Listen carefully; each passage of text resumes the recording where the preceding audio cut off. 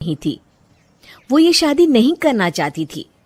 उसे तो हमेशा से पेंटर जो बनना था। अपने इस सपने को वो नहीं पूरा कर पाई, इसलिए वो हमेशा उदास रहती थी। रजनी, बहुत ही बढ़िया फिल्म लगी है, कल देखने चले? नहीं जी, कल मुझे बहुत काम है, मैं नहीं जा पाऊंगी। अच्छा तो कोई बात नहीं, संडे को चलते हैं।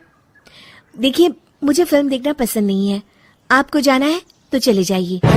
नीरव को मना करके रजनी वहां से चली जाती है और अपने बैग को खोलकर उसमें बंद पड़े ब्रश और कलर्स को देखकर रोने लगती है। रजनी, चलो ना कहीं बाहर खाने चलते हैं, कुछ तुम्हारी पसंद का। जी, मुझे नहीं जाना, मेरी तबीयत ठीक नहीं है। रजनी वहां से चली जाती है। नीरव को समझ नहीं आता कि रजनी उससे इतना दूर क्यों रहती है। वो जब भी उसके साथ वक्त बिताना चाहता है, रजनी कोई ना कोई बहाना बना देती है। एक दिन घर पर कोई नहीं था। रजनी घर का सारा काम जल्दी से खत्म कर लेती है। घर पर अकेले होने के कारण वो सोचती है कि वो आज पेंटिंग करेगी।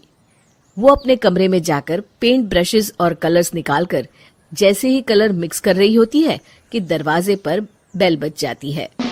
अब कौन आ गया इस वक्त? इतनी मुश्किल से तो मुझे पेंट करने का मौका मिला है। रजनी दरवाजा खोलती है तो उसकी सास अपनी सहेलियों के साथ खड़ी होती है और सब घर के अंदर आ जाते हैं। अरे बहू, सबको शरबत बनाकर पिला दे, बाहर तो बड़ी गर्मी है। उफ। जी। रजनी पेंट ना कर पाने से उदास हो जाती है। उसे गुस्सा भी आ रहा होता है कि उसने इस शादी के लिए हाँ क्यों कह दी। वो रसोई में जा रही होती है कि उसकी सास उसे रोकती है। बहू, सबके खाने का भी इंतजाम कर लेना, आज का लंच तो ये सब यही करेगी। हाँ। रजनी बिना कुछ कहे रसोई में चली जाती है। सबके लिए खाना बनाती है। सब खाना खाते हैं और रजनी घड़ी देखती है कि ये सब कब जाएंगे ताकि वो अपनी पेंटिंग कर सके। जब शाम होती है तब सब चले जाते हैं अपने घर। अरे बहू, सब तेरे खाने की तो बहुत तारीफ कर रहे थे, सबको बहुत अच्छा लगा खाना। आपको मुझे सुबह बताना चाहिए था ना कि आपकी सहेलियां आ रही हैं। पता भी है कितना वक्त लगा सारा खाना बनाने में। अरे बहू, तू ऐसे कैसे बात कर रही है मुझसे? तो और कैसे बात करूं? मैं इस घर की कोई नौकरानी नहीं हूं कि इतना काम करूंगी। रजनी अपने कमरे में जाकर दरवाजा बंद कर लेती है। शाम को जब नीरव आता है तो उसकी माँ उसे पूरी घटना के बारे में बताती है।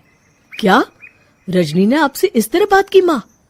हाँ, और पता नहीं उसे क्या हो गया है, शाम से बाहर भी नहीं आई है।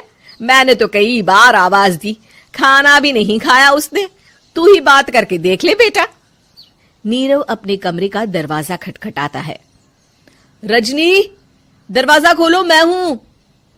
रजनी दरवाजा खोलती है और फिर वापस जाकर अपने बिस्तर पर लेट जाती है। रजनी, माँ से बात करने का ये क्या तरीका है? मैंने कोई गलत बात नहीं की है। अरे तुम क्यों ऐसे बर्ताव कर रही हो सबके साथ? क्या तुम इस शादी से खुश नहीं हो? रजनी कुछ नहीं बोलती। अरे बताओ मुझे रजनी, क्या ये शादी तुम्हारी मर्जी के खिलाफ हुई है? हाँ, मैं ये शादी कभी नहीं करना चाहती थी। तुमसे क्या, मैं किसी से भी शादी नहीं करना चाहती थी। रजनी रोने लगती है। चुप हो जाओ रजनी, बताओ मुझे, तुम क्यों नहीं करना चाहती थी शादी? रजनी बेड के नीचे से अपने पेंटिंग्स, कलर्स, ब्रश, पेपर्स निकालती है। इतने में उसकी सास भी कमरे में आ जाती है।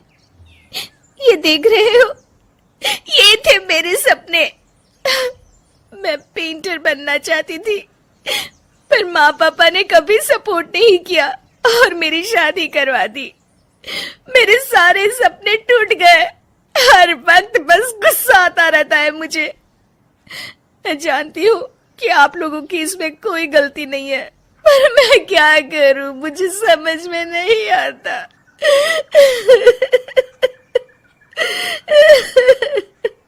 रजनी फूट फूट कर रोने लगती है।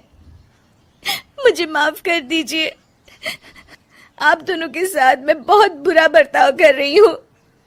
अरे रजनी बेटा, चुप हो जाओ तुम। नीरव पानी लेकर आता है। ये लो पानी पियो और शांत हो जाओ।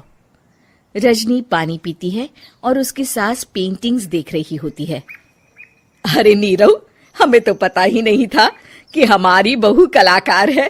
अरे कितनी अच्छी पेंटिंग्स बनाई है, देखो तो।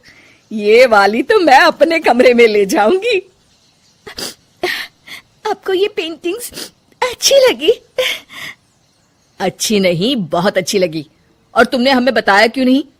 तुम जब चाहे पेंटिंग कर सकती हो रजनी। हम तुम्हारे सपनों को पूरा करने में तुम्हारा पूरा साथ देंगे। हाँ बेटा, हम कला की कद्र करते हैं। हम कलाकार तो नहीं, पर मुझे गर्व है कि मेरी बहू एक कलाकार है। रजनी, नीरव और सास तीनों हंस पड़ते हैं।